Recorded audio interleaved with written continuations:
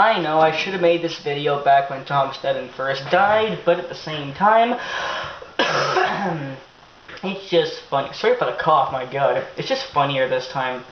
So, one thing I never really did was talk that much about Sneddon. I have given some facts about him in past videos and stuff like that, but I haven't really ever discussed him, really. And one thing I certainly haven't done is analyzed him. So, in dishonor of all the Michael Jackson haters who love this man and think that he's so great and everything about him was just lied and manipulated, well, let's get a proper analysis of the way he speaks and see just how genuine of a person he truly is.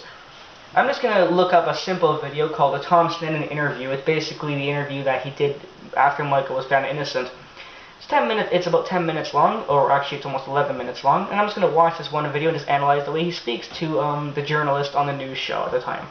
Prosecutor Tom Sneddon, yesterday, the day his office suffered a crushing defeat at the hands of Michael Jackson's jury. Well, tonight, he's talking about what happened to MSNBC's own Rita Cosby. Rita joins us now in Scarborough country. Rita. Joe, Tom Sneddon. Whoa, there's a Scarborough here in Toronto. Was quite fiery during this interview, and for the first time we hear how the boy who accused Michael Jackson of molestation reacted to the verdict. We at MSNBC, in order to protect the boy's privacy, have chosen to remove his name, so you may at times not hear... Oh, fuck his privacy. His name is Gavin Arvizo. Gavin Arvizo. Make sure it's loud and clear. The audio for a brief second during the interview, but what you will hear is a boisterous prosecutor who defends his case through and through. First, I asked the district attorney if he was personally devastated by the jury's decision. We felt that we did the best job that we could, and that's it. I mean, that's our philosophy. You know, you do the best you can, and with whatever money you get, and any moral corruption in your way. We're not the judge and we're not the jury. We're the people. Even though you tried to falsify evidence and pay them. Who put on the case, and we feel that we did a very good job. Well, better than good job, an excellent job. Did you talk? Yeah. Are you referring to the last 10 years or just 2005? To the boy. What was his reaction? He's so nervous. He knows he's lying. He was very discouraged. He was, as you would expect, a young 15-year-old boy who everybody in the world now knows the jury didn't believe what he said, was very discouraged. He couldn't understand it and was down, and I talked to him at length and told him to get his chin up, that he was a very courageous young man. He's lying. I can just tell by the way he's talking right there. That conversation didn't happen. None of them were distraught or stressed. Like, you're lying, right through your teeth. That he had done the right thing, and, you know, that's the whole thing about this, is, you know, we did the right thing for the right reason, he did too. Stop looking over to your right. And it didn't go our way, but, you know, life goes on. Didn't go our way. I love that. That's the word choice. It's not like you're saying it didn't go the correct way. It didn't go the morally correct way. It didn't go your way, the way you wanted it. Word choice is everything, buddy. And his life will go on, and it will be a very good life. He's a very courageous young man. What did he say to you specifically? Of course it'll be a good life, because you coached a fucking liar. Usually if somebody was molested and then ended up losing their case, you would hope they'd have a good life, but I mean, it's hard to think in that sense. You just know it's going to happen because look at the man you coached. He asked me a couple of times, what happened? Why didn't they believe me? Why didn't, and I tried to explain to him that I tried to, well, what did I say again? I need to make it up. I couldn't tell him that. But of course you couldn't tell him that because there's nothing to say. That in our opinion, we believed in him and continue. In our opinion, opinion, not evidence or facts. To believe in him, and that I told him that basically this is a chapter of your life that's closed. Close it up and get on. Close it up and get on. I know that you were fucking molested and you lost a huge case and almost the entire world hates you, but move on. It's not a big deal. Totally not a big deal at all. If somebody was actually molested. and you really cared for them, I assure you, you wouldn't have them. You wouldn't be saying it as simple as, move on, close it like a chapter, close the book, go ahead, see you tomorrow. Your life, go back to school, play your sports, and be a good person, be somebody, and he will, because he's that kind of person. Is there any doubt in your mind after talking to this boy that Michael Jackson did not molest him? There never has been from the very first time I met him. Well, of course not. You've had this vendetta since 1993. So you believe that Michael Jackson molested this boy, even to this day? Rita, it's just simple. You see, did you like how after she asked him a second time, which means that her question has a lot more force to it, there's no way that he could lie by that point. So he didn't just simply say yes or no. He goes into this explanation because he really didn't have much of a choice. Not only do I believe that, but all the people associated with this case who's had an opportunity to be with... Not only do I believe that, so he did say it at the end, kind of, but then he goes, all the people involved with the case, bullshit. By all the people involved with the case, you are referring to the California District Office. That's it. You're not, and your girlfriend, Diane Diamond, you're not referring to people like Aphrodite who changed their opinion while they were there, or William Wagner, or a legion of other people. We interact with... this is not Tom Sneddon. This decision to go forward in this case... It is Tom Sneddon. The whole decision was Tom Sneddon. It was nobody but Tom. It was only Tom Sneddon. It was a decision that was made by a team of people, all the officers who really wanted Michael Jackson in jail. A number of lawyers beyond myself, and there isn't a person involved in that. A number of lawyers beyond myself. Now, when you say beyond, do you mean more, or do you mean of a higher level than you? Because as much of a cunt you are, you're actually a very high level somehow. And I just want to point out, I think it's like the 6th time I've said this, keep in mind that even before the MJ trial, Tom Sneddon had falsified evidence in other trials too. This is actually documented. So, if you think he's a good guy, you can hate Michael all you want and think he's a good guy for what he did on that front, but you can't, there's no excuse for the other trials that he doctored. Decision that in any way, shape, or form has ever wavered in their belief that was telling the truth. Yeah. And by the way, you're an ugly fucking cunt. Look at those just miserable fucking eyes and I believe that to this day. Of course. The jury, though, another team, 8 women, 4 men, said no way. They said the evidence wasn't there. That's what they said, and I don't quarrel with juries. But you're asking me what my belief is, and my belief has not wavered, and it will not waver ever in that regard. And that's what... He's so nervous. His eyes, his head, the shrugs. Oh my god, he's like so anxious and nervous because he's afraid that she's going to ask him good questions, and he's already asked a couple, and he can see that she's getting fired up. Like, let's do this shit. We have juries. Instead of having prosecutors make those decisions. Is it possible? And now he's laughing. And it's a nervous laugh. Fantastic. Though, sir, that this boy and this mother, who have lied before in other cases like the JCPenney case, totally fooled you guys, and they were lying again. No, and then that's a misrepresentation of what happened in JCPenney's. It's a documented case with actual facts, and that's a misrepresentation. So let me get this straight. The JCPenney was a misrepresentation, but the Michael Jackson trial wasn't. Okay.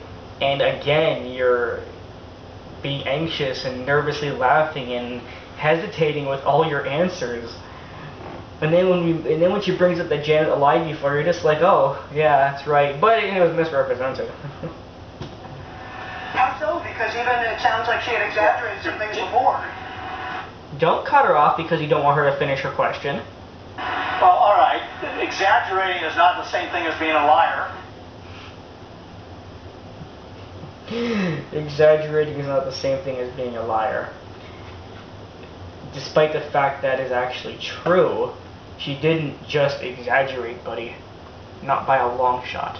And what a mother does and says is different from what a child says or does. And you were asking me specifically about, and I don't think that... You were asking me about Gavin. Let's not talk about his mother, Janet, because if we talk about his mother, you're going to end up being right, and that's not fair to my case, because I am a prosecutor who should have retired 10 years ago, and I am a complete fucking asshole. And if I could just bring up... Okay, you know what? I'm going to go back a little bit. Does and says is different from what a child says or does. Yeah, it is different, but his mother made up the whole thing. And you were asking me specifically about, and I don't think that if the mother had even done something wrong, that you visit the sins of the mother on the son. Sure you do. When the mother's involved in the fucking case and what was said and why the entire thing came down to begin with and why the son was with Michael and why you were with Michael and why you traveled to Brazil with a two-way ticket and why you're and why you have a history of fraud with JCPenney and other people as well, and you were at this trial and you covered your head and you lied, you absolutely are involved. If you have real belief in the integrity of what the young child was telling you. So I think that, you know, this tendency to kind of mesh these things together as if one's dependent on the other, I think is... They're totally dependent on the other. Like, in fact, these two assholes are more dependent on each other than any case in existence. Probably a fallacy which a lot of people have bought into. Oh, because it's documented on fucking court transcripts that you tried to fucking remove and change? Yeah, but you know what? Sneddon, shut the fuck up. You know, those two were more intertwined in this case than a fucking murder case with an accomplice, for Christ's sakes. Perhaps even the jury, but like I said, I'm not quibbling with the jury's verdict. You're asking me my personal opinion, and I'm telling you that there isn't a person associated with the prosecution of this case that has ever wavered in their belief. Well, of course, that's why they were fucking prosecuting it. What do you say to people who say that you personally had a personal vendetta against Michael Jackson? You were driven by it, that you spent all this taxpayer money, hundreds, of search warrants. Just so you know, when she's talking about all the things he did, having a personal vendetta, wasting taxpayers' money, he is smiling, laughing, and looking up.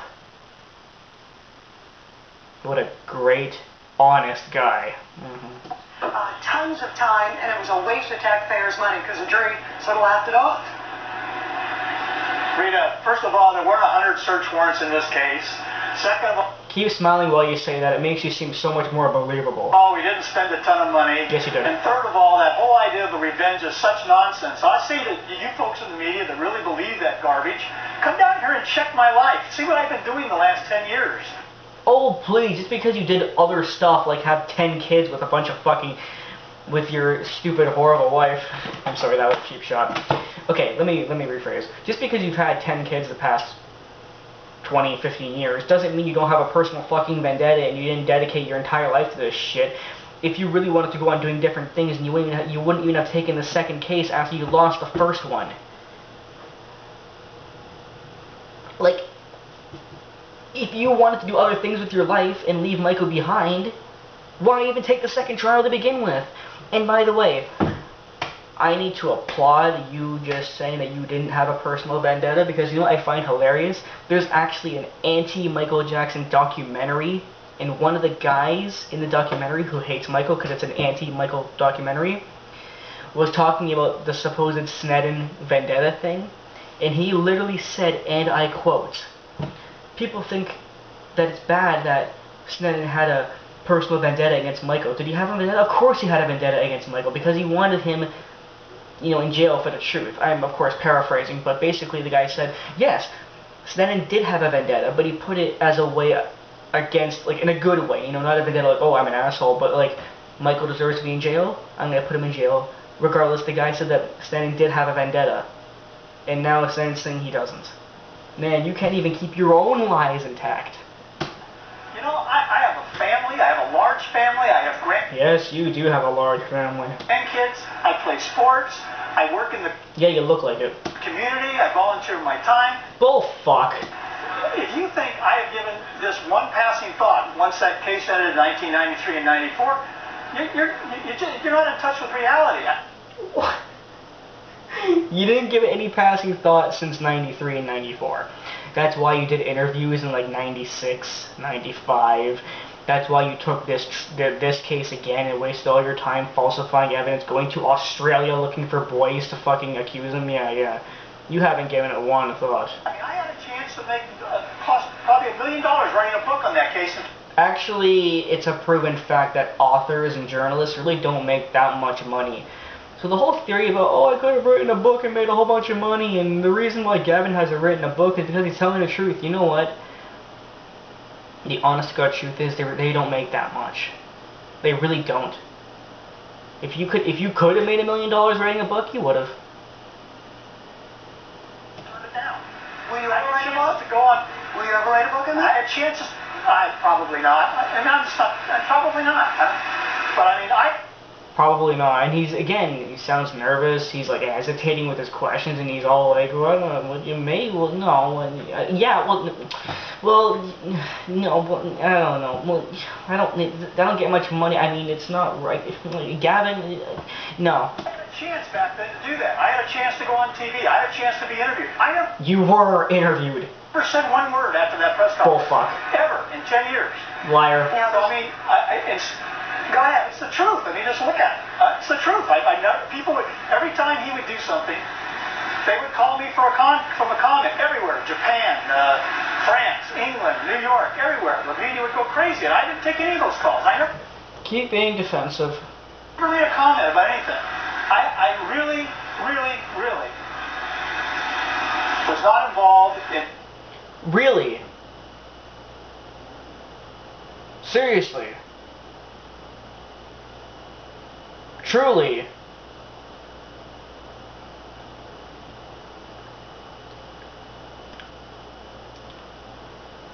I'm really telling the truth. Following Michael Jackson's life, when said he was not going to cooperate with our investigation, that was over with, and I moved on. And that's the truth. I know that doesn't make it nice for you folks because it doesn't sell, but that's the truth. And being defensive while saying it. There is word tonight that Jackson and his team, I guess, have indicated that they want you to immediately surrender these photos that were taken, that you have access to, of Michael Jackson's private parts, that they're fearful that they're going to be leaked out in the press somehow. Will you surrender those photos? Arita, that's just another instance where the defense team doesn't know what they're talking about. I don't have those photos. The sheriff's department doesn't have those photos. Yes, they do. What the fuck are you talking about? Nobody can get those photos without a court order. There are only 3 names on the signature to get in there, and you need signatures from 2 of them and a judge's approval. So this is just typical of what's been going on in this case ever since it happened. The people don't know what they're talking about, and it's not true. So what do you say to Michael Jackson's team who are saying, we're worried that Tom Sneddon can leak this out? It's the same old nonsense. I can't leak out what I can't get to, can I? So you can guarantee I don't that they have won't the negative leak out. statement. What did I just tell you? They can't get... What a nice guy. He's so fucking rude. Oh my god. If you wanted those pictures, you can fucking get them, you goddamn liar. And they're in the Santa Barbara County Sheriff's Office, and you fucking are the head of it. You can go and see them whenever you want. And you were laughing and smiling and smirking the whole time you were answering that damn question. Nobody can get access to it without a judge's approval. So they're not going anywhere, And is what you're saying.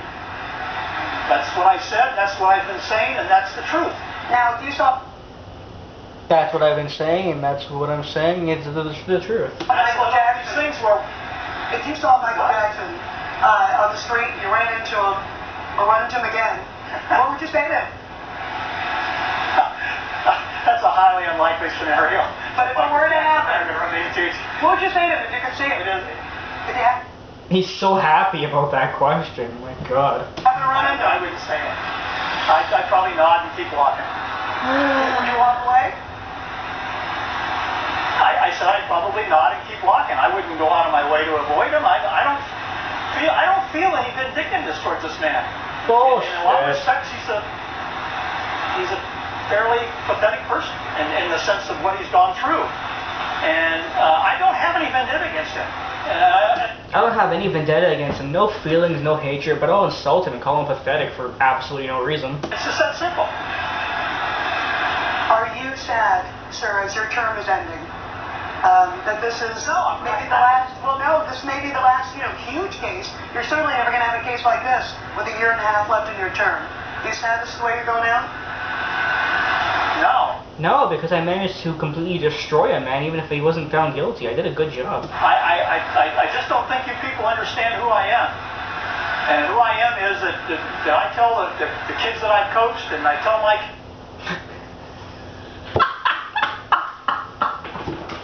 Oh my god. Oh my god. Did you hear what he said? Did you? Now, don't get me wrong. I know what he meant. But he literally said the kids that I've coached. Man, you really shouldn't have let that slip. Oh god. I've raised, that if you do the best job that you can possibly do, and you do it for the right reasons, whether you win or whether you lose is unimportant. The question is, can you walk off the field at the end of the game with your chin up and say, I gave it my all, and I played fair and square, I did the right thing? That is a very good lesson, but it's too bad you don't follow it. You must be religious, aren't you? If you've done that, you've got nothing to apologize for, nothing to put your head down about. And I'm proud of my office, I'm proud of the people who participated, I'm proud of the Sheriff's Department. And if anybody thinks that because we lost this case that I'm going to walk around in a sackcloth with my chin down around my knees is crazy, because I'm not. Our thanks to the district attorney. By the way, Sneddon is a well-known figure in Santa Barbara. He's a father of 9 kids. He became the district attorney for the county in which Neverland. I'm so glad you're dead.